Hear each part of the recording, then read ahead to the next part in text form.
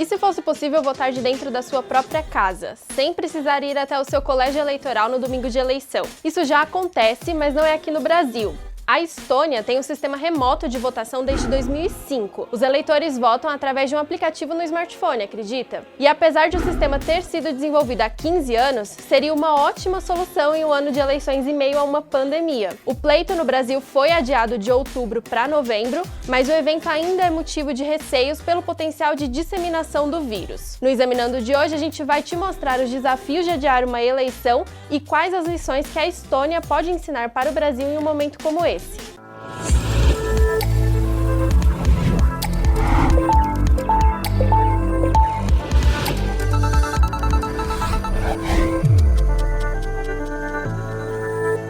Nos dias 15 e 29 de novembro, os brasileiros vão às urnas escolher os novos prefeitos e vereadores dos mais de 5.500 municípios do país. Votar é algo que a maioria da população já está acostumada, afinal, o voto é obrigatório e acontece de 2 em 2 anos. Em uma eleição, nós escolhemos o presidente, os governadores, os deputados e os senadores. Na outra, a gente decide os prefeitos e os vereadores. Mas agora, em 2020, as eleições acontecem em meio a uma pandemia. O processo de eleição em si não vai ser muito diferente do que a gente já está acostumado. Mas a crise global por causa do vírus alterou a data do pleito, que ainda é visto com receio. O medo é a aglomeração de pessoas nos colégios eleitorais. Por conta disso, algumas medidas de segurança foram adotadas, mas será que elas são suficientes? Após uma longa discussão no Congresso, os parlamentares brasileiros aprovaram o adiamento das eleições municipais de 2020. Mas o processo foi cumprido porque envolvia os mandatos. Vamos supor que as eleições tivessem sido adiadas para 2021. Nesse caso, como ficariam os cargos de vereadores e de prefeitos após o dia 31 de dezembro desse ano? Ficariam vazios? Ou então os políticos atuais teriam o mandato estendido por alguns meses?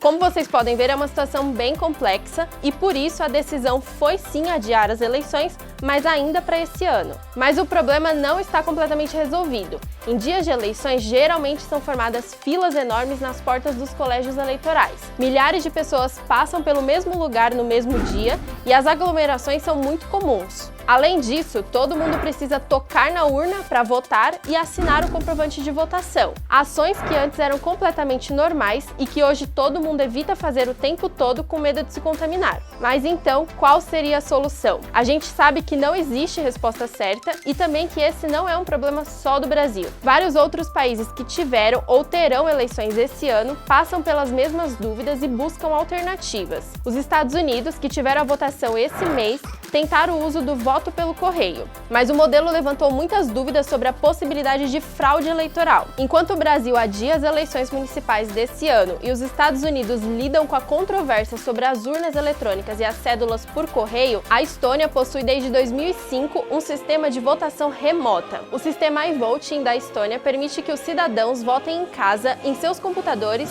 usando um cartão inteligente emitido pelo governo. Atualmente, esse sistema é usado por 46% da população, um número que tem aumentado constantemente ao longo dos anos. A Estônia é a única nação do mundo a votar desse jeito. E tem mais, todo o código do sistema é aberto para qualquer governo do mundo usar. Mas o problema não é a tecnologia, e sim a falta de confiança dos eleitores. Para o sistema funcionar, as pessoas precisam se sentir seguras em passar ao governo sua identidade eletrônica e informações pessoais. E como contrapartida, o governo tem que ser muito transparente sobre o uso de dados dos seus cidadãos. O que faz o iVoting funcionar é o eID, um cartão de identificação nacional com um chip que usa criptografia. Ele é usado por 99% dos cidadãos. O eID serve como uma identificação definitiva em vários serviços do governo da Estônia. Pode ser usado como um cartão de saúde nacional, para assinar documentos digitalmente, pagar impostos, acessar contas bancárias, abrir uma empresa e até para votar. Para votar, o cidadão faz o download do aplicativo, que reconhece imediatamente o distrito de votação do usuário e exibe uma lista de escritórios e candidatos. Depois de escolher o seu candidato, a pessoa digita um código PIN que funciona como uma assinatura jurídica. Após a votação, ainda aparece um QR Code que o eleitor pode escanear e conferir se o voto foi devidamente validado. E ainda é possível mudar de ideia. Durante o período de 10 dias de votação, os eleitores podem voltar ao sistema e mudar seus votos quantas vezes quiserem até o final do prazo. O sistema usado na Estônia também garante o sigilo, porque o voto é criptografado e só depois que acaba a eleição que ele é liberado para contagem. Outra promessa do do iVoting é a segurança contra fraudes. As cédulas digitais criptografadas só podem ser verificadas e alteradas pelo próprio eleitor, e os votos são visíveis apenas para os membros do Comitê Eleitoral Nacional da Estônia. Se o iVoting é tão conveniente e fácil, por que os outros países não estão usando o sistema? Para garantir esse processo seguro e confiável de votação, a Estônia percorreu um longo caminho. Primeiro, para que as cédulas online sejam válidas, a legislação precisa considerar como válidas tanto assinaturas digitais quanto as físicas. Cada cidadão também tem que ter uma identidade digital única e ainda precisa ter uma movimentação de dados muito segura. Afinal, são as informações de milhões de pessoas que estão em jogo. Todo esse caminho não é fácil e por isso poucos países aderiram ao iVoting. Na Estônia, esses pré-requisitos necessários foram atendidos. Como resultado, durante as recentes eleições parlamentares em 2019, mais de 46% de todos os eleitores votaram online. Quem sabe a gente chega lá. Esse foi mais um Examinando, espero que vocês tenham gostado e não se esqueçam de curtir, compartilhar o vídeo e se inscrever no canal. Eu sou a Beatriz Correia e até a próxima semana.